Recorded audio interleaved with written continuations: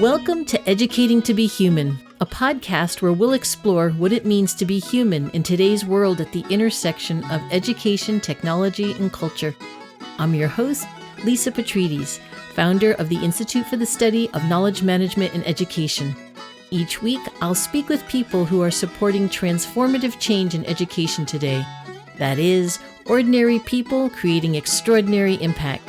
Thank you very much for listening.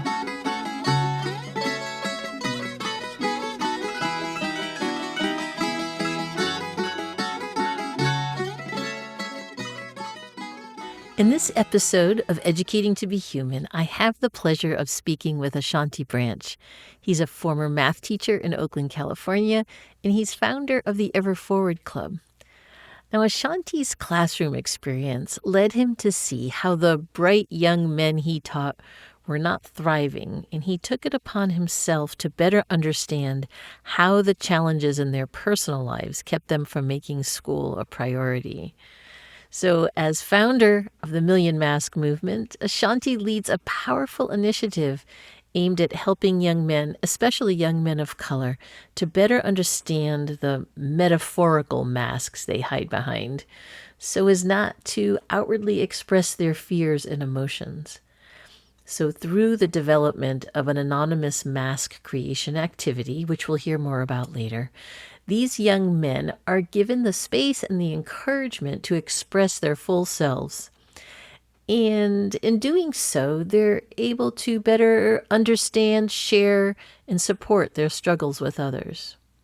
So in this episode, we talk about Ashanti's journey, the future of the Million Masks Project, and the powerful impact of creating a more authentic and supportive world for our youth and for each other.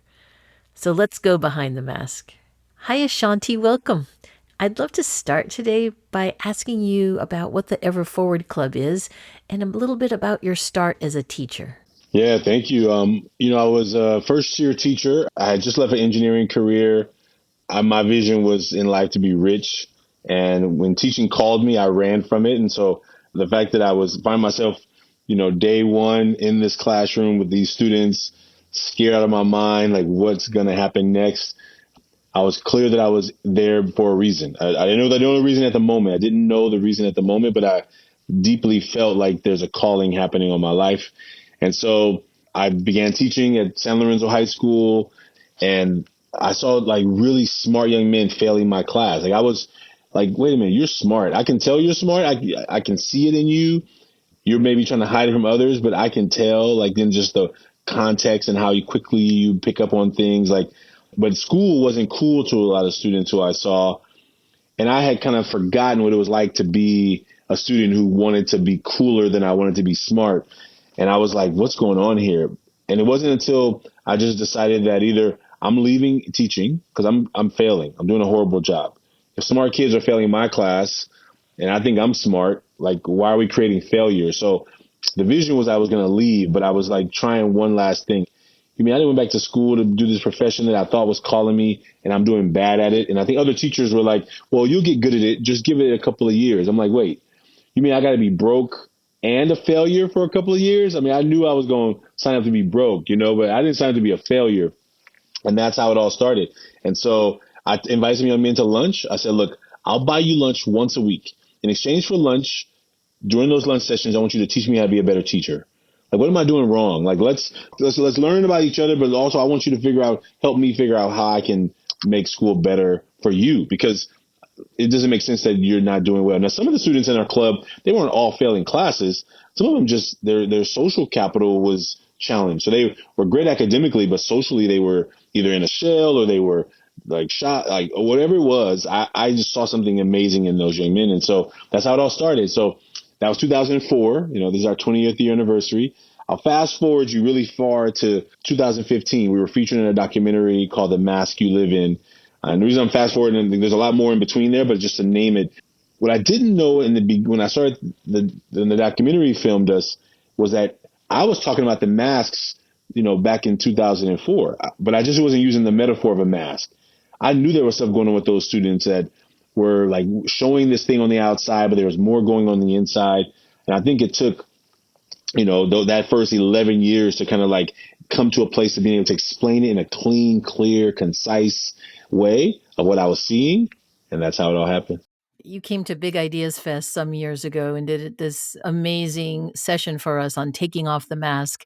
And I've since experienced it in other venues and know that you've been doing this around the world. And so maybe tell us a little bit more really about the masks and what that is. You just alluded to it, but tell us what it means to take off the mask and a little bit about what you do in that. Yeah. So what I had been seeing over those 11 years of what I was doing ever before, let's say I saw smart young men not showing how smart they were. Before ever before it started, I had forgotten that I used to do that in middle school. When I got to high school, I was already on track. So when I'm teaching these students and I'm like, dude, why would you rather have a fight with me or argument with me than just to let me support you? I'm not your enemy. Maybe you have enemies out here. Maybe there's enemies in your community, but I'm not one of them. I want you to be your best. And I think what I saw in them was there's a certain way I have to show up in life. And I think the mask is like, you put on this mask, there's what the character is in that mask.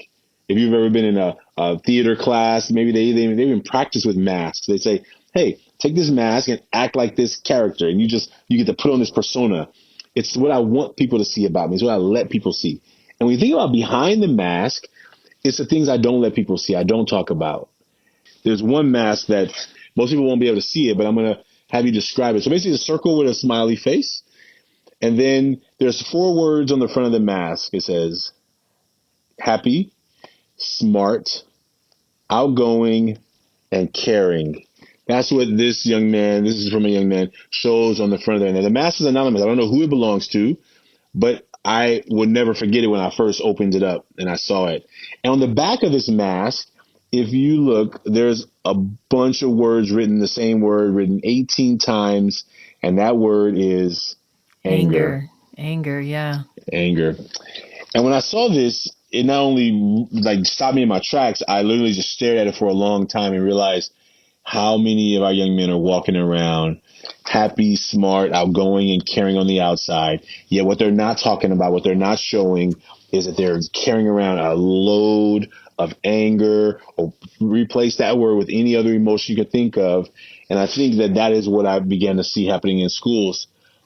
I began to see also what happens in schools is a context of like, if I am in a certain school environment, and let's say I go to the office and I tell somebody in the office, maybe let's say office of people who are there doing their job, they're busy, they're just navigating the day. I come in and say, hey, I'm feeling sad, worried, and stressed.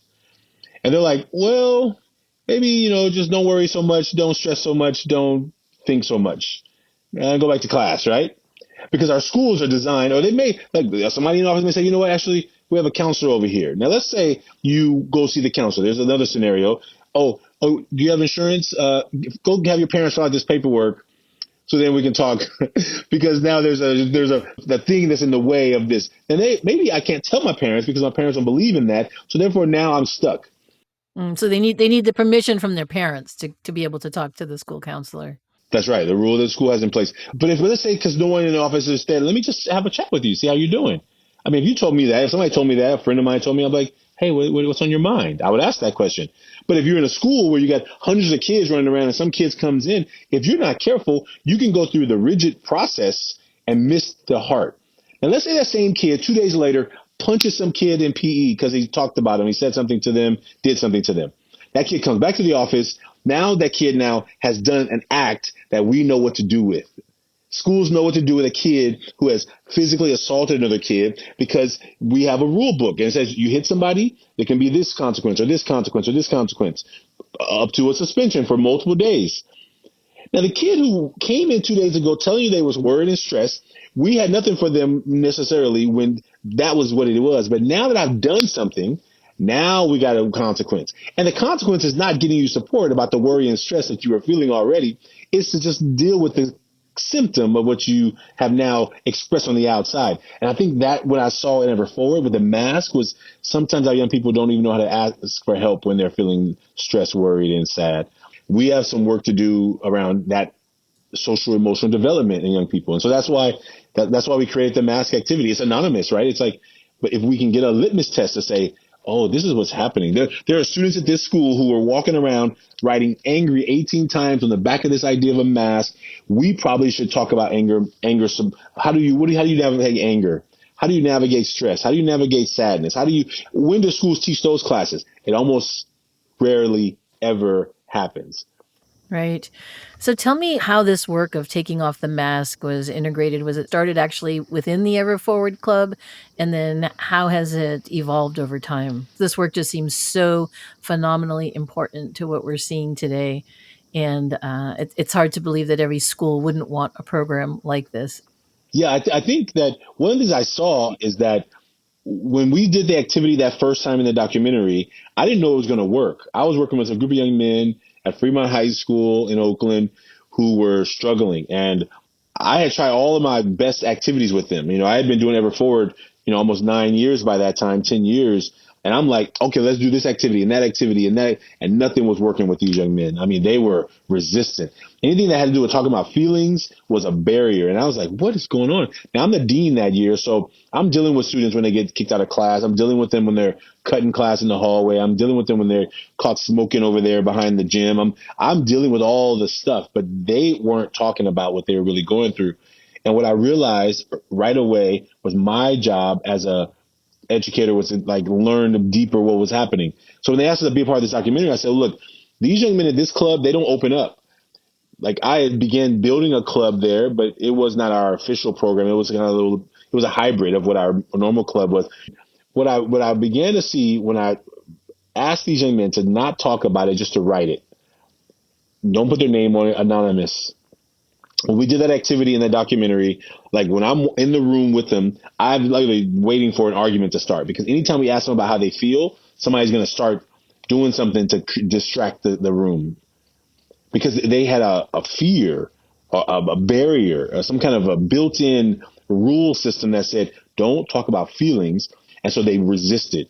And what I found was that when they took these pieces of paper and they balled them up and they threw them at each other, and when they opened up, they got a new one and they opened it up, it wasn't their paper.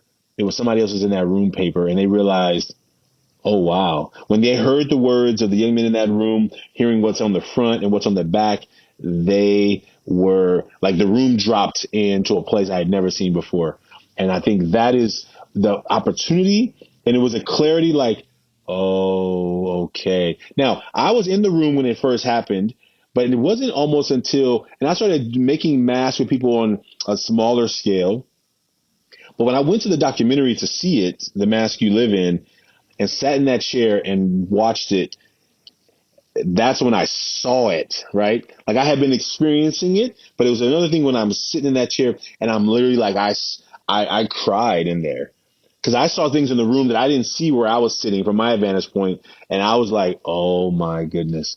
And I was clear at that point that this is exactly where we're going next. Giving it a name, a metaphor, giving it a room, anonymous, giving it space to talk about it, and not having to like feel like the light is on me, made it so much easier for young men to be able to talk about it, and made it easier for people to be able to say, "Oh yeah, I get that. Oh man, I experienced that too." And so that's the tagline. There's more to me than you can see. There's more to you than I can see by looking at you. And so when we can hold that context, I think more people need to be aware of that context, but hold that context. I think we can do so much more. I'd love to hear a little more about this project in action and its impact on the young men you work with. Yeah, I have seen this concept provide space and room for young men and all students because now it's a global campaign. Our work originally began with just young men, but what I've seen it do is create space for people to just get clear that it's not just me.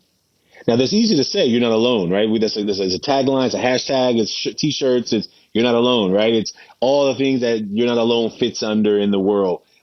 But there's a deeper place of like really seeing it, feeling it, hearing it, understanding it. And I think what we see in the work with the mask, like the first workshop that we did when the movement began to grow, like so when I started realizing that this activity was the activity that we were going to like put out in the world, we got invited to a conference. One of my team members, a young man who has been a part of our work, We go to this hotel in Burlingame.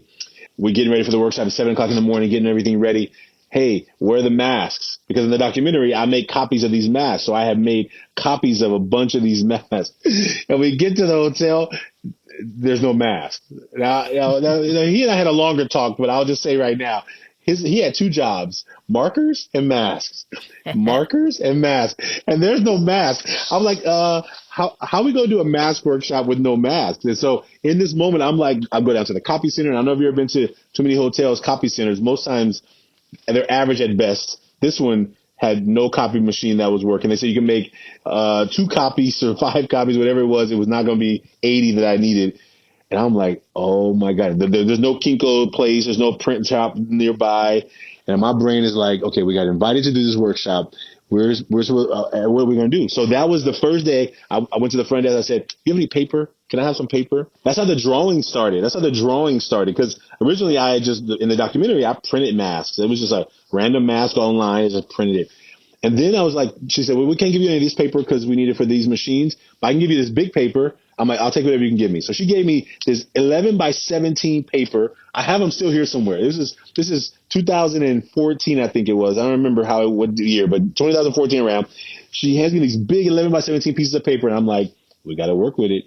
And literally, I remember when there's a snowball fight happens after they ball these pieces of paper. These were like snow globes.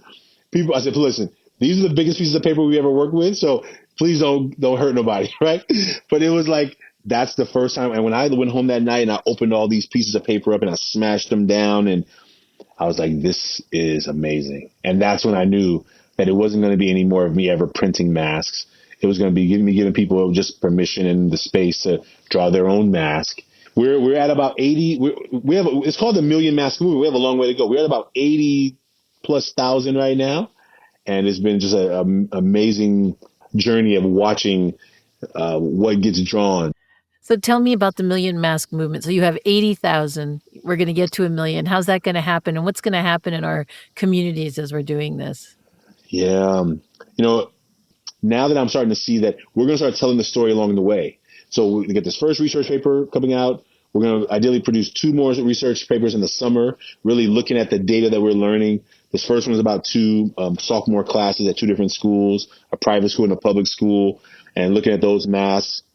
The next one will probably be about young men. We haven't figured out. The young men are going to help create the topic, like who we're going to look at.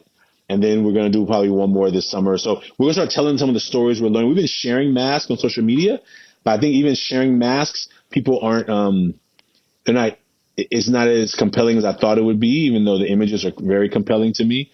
So we're constantly just testing the water. Like what message needs to be out there? And since most of our work is in education, we're going to start sharing who's struggling in our schools. We know that our young men, our boys are struggling, and not that they're the only ones struggling, but they are struggling. And so we're going to start really kind of like honing in on some of those, middle-aged boys, middle school, high school, and maybe start with a middle school group, 11 to 14, and then 14 and 18, or those groups are like, what are we seeing? What are they telling us? Because they're putting compelling words on those cards. And so that's the next step. I was worried for a long time, like, why is it taking so long to get to 1 million? Like, isn't this an amazing idea? That's what people say about their ideas, right? Isn't this an amazing idea? But I realized that, okay, we're going to get there eventually. Right now, let's start telling the stories what we're learning. And I didn't think about that in the beginning because I wasn't creating it with the end in mind. I was creating it for what I was serving right here in the present moment, Yeah, I think the stories about what you're learning are so important to understand now, because you're really trying to educate people, right? Educators and other young people about how our young people in need and our at-risk students, how they're trying to navigate this world that they're experiencing, right? So you're trying to create this human conversation among people, and it seems like when they're in those groups, that's when they're really having that connection. Maybe it doesn't surprise me as much as it's harder than you thought on social media, although I don't know how much you've done with TikTok or something like that. But certainly just posting a picture of a mask is not the same experience of actually, being in a room and having this human connection, and taking your mask and crumpling it in a little ball and then having a snowball fight with them across a room, across a classroom, across a ballroom, whatever it is. So I can see how this next step really has to be about showing the data, telling the stories. What have you learned? How are you going to do that differently now? What are you thinking?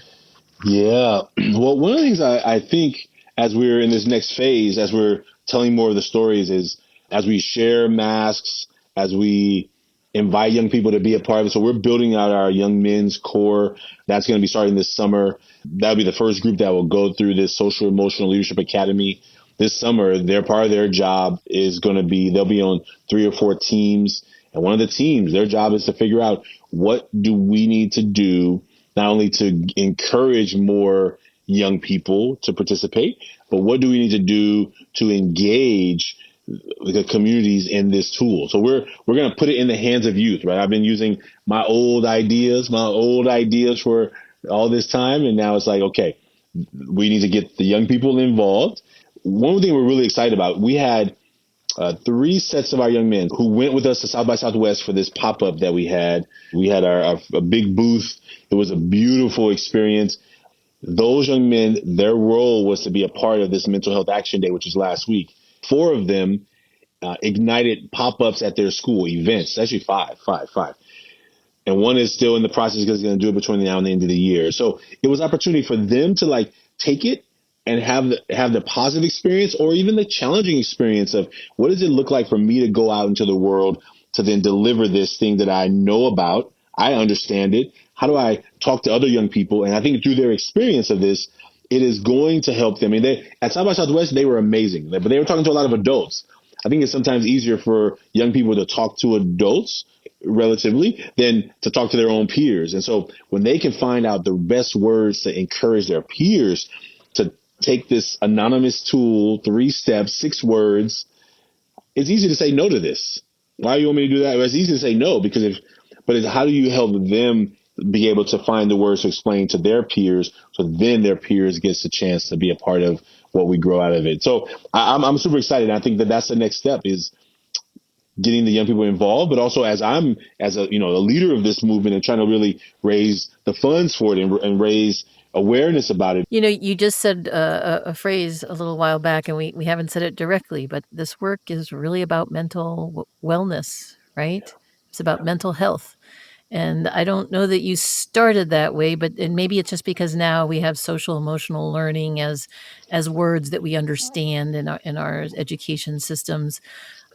I mean, that really seems to be the crux of what you're talking about, and yet there seems to still be a stigma about mental health. And maybe you could talk a little bit about that so we understand that better. Yeah. So this topic is personal to me in lots of ways, and I'll say the first way it's personal to me is I have a brother who has paranoid schizophrenia. We didn't know about it growing up. He had ear infections. He had tubes in his ears. He had a lot of some health issues. He was taking a lot of medicine growing up. He had seizures. And so he grew up and he ended up getting himself in trouble. He ended up in jail for something kind of small. But then he began to do all these ridiculous behaviors in jail. So he kept getting more time. Like something that should have been 6 months turned into years and years and years. And it was behaviors that was happening in there. But he was in general population. He wasn't tested. No one had tested him. But my brother has a mental health disability. And it wasn't until they got him tested that figured out he had schizophrenia. That then they moved him to the right place, a place at the men's colony in Atascadero. That's the place where folks with mental illness usually get the support. So they only get the medicine they need, but they get the support they need while they do whatever sentence they have. And my brother should have been out of jail way longer before that, but he was never diagnosed. I'm naming that context because so when I found out that it happened with my brother, I was like, okay, well, how do we get him the support he needs, right? And it's hard. It's hard work. It's hard work because he has a mind of his own. He's brilliant. He's smart, but he also has these challenges that come up from time to time, and you never know when they're going to show up, right? And so that's the one way it's personal. And I'll say the second way it's personal is my godson. They just found my godson in Los Angeles. He was unresponsive, and he died. My godson had bipolar disorder, and he was going through it. He was young. I want to say he probably was in his early 20s, 24, maybe 25. And I think that here's what I know is that a person who cares about my brother so much and watching how the system continues to not be of service to him. I don't have those skills to help my brother with the ways that he needs help. And the system is designed to just kind of like get you out of their office. All these programs and systems, and I don't say all of them, I'm going to name all of them. I'm saying the ones that my brother has found himself a part of are looking for fast answers, quick answers. And then when those don't work, when the person has a little bit of consciousness, I don't want to medicate myself. I don't want to, then there's no answers. And I think what I know with young people is that growing up, we didn't talk about mental health issues growing up. There was no therapist. I don't even know when I first heard that word. I definitely wasn't a teenager. Didn't even know what that meant. There were students who were in a certain set of classes that had classes, but no one talked to us about what was happening in that class. Most times people got made fun of because of certain exterior behaviors that no one helped educate us on. Oh yeah, be nice. Don't make fun of them, but not contextually like, hey, this is what you should learn about these things. And I think there's just a lack of education around it. And I think that now that we're having more conversation, Mental Health Action Day last week that we participated in was this beautiful concept of like, how do we go from a concept of mental health awareness?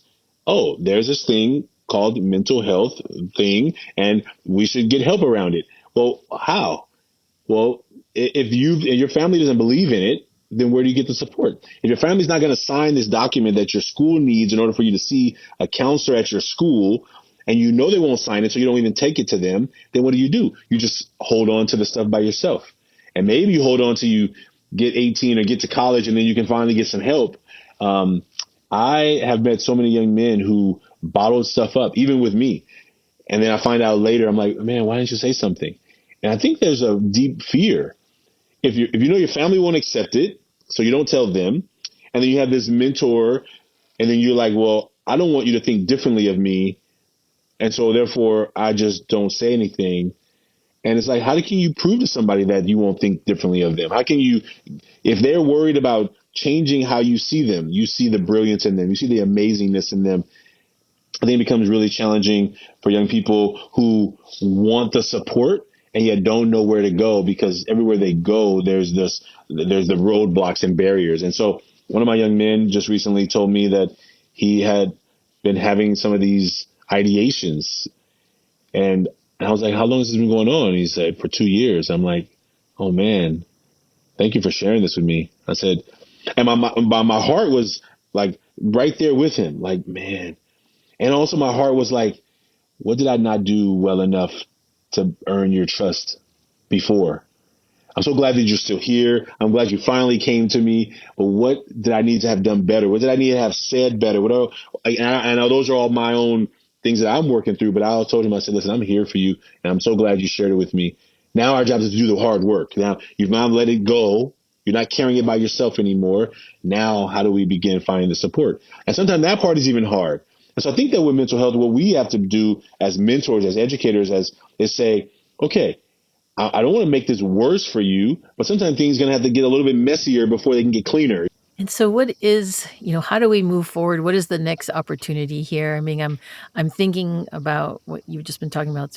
It's very deep, and it's the crux of so much that we're seeing go south in our schools, in our society today.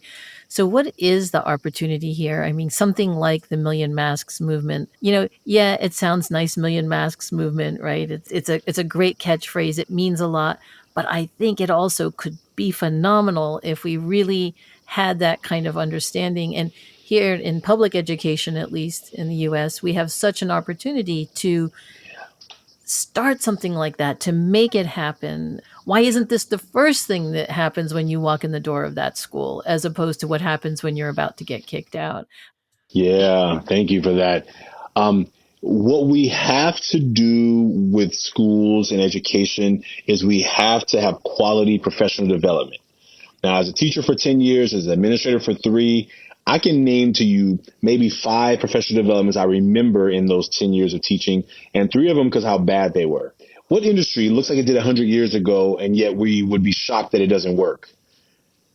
School 100 years ago, rows of desks, The board in the front, maybe there's whiteboard now, not chalk anymore. Maybe there's a whiteboard and the electronic board, but it's just saying, I'm going to tell you some information. And 2 weeks later, you tell it back to me. I'm going to grade you based on how well you repeated it back to me. And then we're going to do the cycle all over again. Right? Like the similar cycle over and over again. Maybe you got a table instead of desk, like all these ways of like small little changes of how we have to transform our schools. I believe that professional development is going to be a key one. And I think helping educators recognize that you're teaching more than a subject. Like I went in to be a math teacher. I was not there to start a club for young men who were failing math. I was there to teach math. And most teachers I heard with that concept, hey, I taught it. They didn't do the work. That's on them. And I was like, huh? I don't hold that context. I don't believe in that theory process. The one time I told students, hey, if you don't want to do no work, go sit in the back and I'll teach the ones in the front who want to teach. I said it once. I said it. And after I said it, I'm like, and you better be back there doing work. Because in my mind, that's not a realistic solution. You mean you're gonna let the like he's not wanting to do work, you're gonna just give him more permission not to do work? No, no, no, not in this class. In this class, I may move you to the front. I may have you walk around with me the whole day, like so I can be on like witnessing what you're like all these ways of like how I saw schools, and I think that schools need more of that. I think the Million Mask movement, it is an opportunity for schools, like you said, at the beginning of school, to say, here is what is happening in this building. Of these 1,000 students, 500 students, this is what students are saying is happening that we can't see. Now we can begin over this school year to say, look, you know what, we got 24% of our students talking about sadness and fear. We got 30% of kids saying anxiety and stress. What can we be doing weekly on posters around the school, on announcements in the mornings, on Friday day fun days? We're going to talk about stress management. We're going to learn how to be not just students of academics. We're going to learn how to be students of human development and self-worth. Because if we don't add those things into school, we're going to continue doing what we do and continue seeing the students who are going to get their education, going to get their education. I had plenty of kids when I was a teacher who they didn't need me. Now, there's other students, I can deliver the homework to their house in a manila folder with a pencil, and they're not doing no work.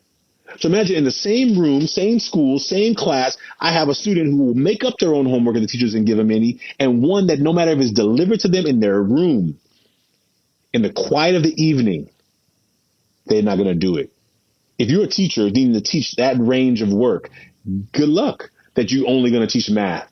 You have to teach the understanding that this is world matters more. You matter more than the grade on your paper, but that you can do it if you work hard. And that's the work that I learned as an educator. So I think it starts with professional development, and too many schools don't do professional development. Teachers have to go to a professional development meeting because it's in their contract, but does it have to be quality? And most teachers are in the back of the room grading papers, and some are in the back folding their arms like, what the heck is this about? And I've seen it all. And I'm clear that if we don't improve that part of our schools, we're going to continue to think that it's going to get better just because we're hiring poor, or we didn't give out any prizes during some holiday. I think we have to help teachers become better in that way. So that's my thought. I love that. I'm going to envision for you the first day of school where all the students come in, and the first thing they do is they do a take off the mask project Boom, in the school. boom, That's the boom. assembly. That's right. Maybe the teachers have done it in their PD, in their professional development before school started that year. And by the way, that's how we get to a million masks, and that's how we get into, as you said, this education Mm. system that actually shows us what it means to be human and how we can do that and how we can create that. Ashanti, is there anything else you want to offer or tell us or express before we end this podcast today? Yeah, I'll just say two things. The mask movement is available to anyone around the world. You can make a mask at millionmask.org, millionmask.org, and it's anonymous. So we invite you to make a mask. We invite you to share it with someone. This summer, we're building out a new model so that teachers can use it and have some immediate data that pulls back to them right away. So that when you make those masks with your students, like you're going to get the data right in the minute. Like you'll be like, wow, here's what's happening. So that's happening. And the second thing I'll say to people is there's a quote we use in our work that says this. It says, the longest distance that most people travel is the 18 inches between their head and their heart. And our work is not trying to fill people's head with more information. It is to say, can you take the journey from your head to your heart? And can you realize that there is so much more to you than anybody can see by looking at you? Have you ever been judged before? Just know they're not really judging you. If you've ever judged someone else before, just know you have no idea what you're talking about. And we get a chance to then begin asking more questions. Hey, what's on your mind? Hey, what are you feeling? Hey, can you tell me why you did that? Like, what made you do that? And we can begin learning more about each other, because I think our world has become a lot of pointing fingers and a lot less love. And I think we need a lot more love in the world. So that's my invitation to folks. Make a mask, love yourself, love each other, and take care of each other. That's it. Thank you, Ashanti. Here's to a lot more love. Yes.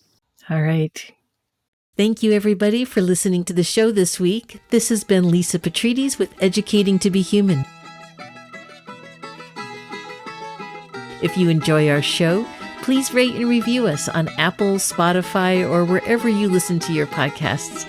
You can access our show notes for links and information on our guests. And don't forget to follow us on Instagram and Twitter at Edu2Be-Human. That is EDU to be human. This podcast was created by Lisa Petrides and produced by Eleni Theros. Educating to Be Human is recorded by Nathan Sherman and edited by Ty Mayer.